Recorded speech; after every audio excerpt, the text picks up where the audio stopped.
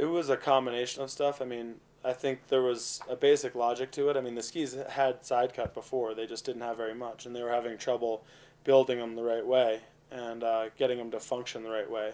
And I talked about it before, and there wasn't really a great argument. Like, it was hard to really convince the ski companies. I mean, they have a lot of money, and they have their own engineers, and they have their own research and stuff, and they just didn't want to be told what to do. And then with the snowboard revolution, it was a huge help because you could watch guys carving on a snowboard, doing exactly what we wanted to do on skis, and they were doing it with much more side cut, and they were doing it successfully on steep pitches, on ice, on whatever. So once I brought that to the attention of this of K2, of the my reps in the local area in New England, and then eventually over to Vashon Island, it was it was a bit more convincing. I think the snowboard revolution definitely helped.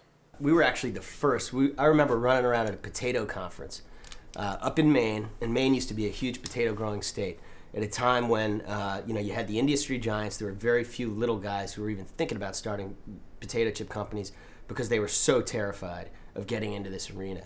And I was running around asking questions of the potato growers and a lot of the other industry contacts in the room about whether or not it was possible to fry in certain oils and whether anybody was interested in being trans fat free in their recipes.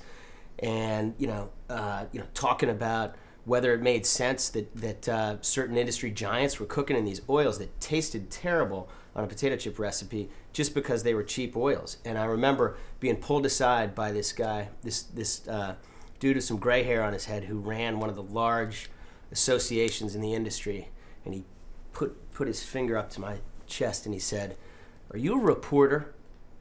And I knew at that point that Madhouse was onto something.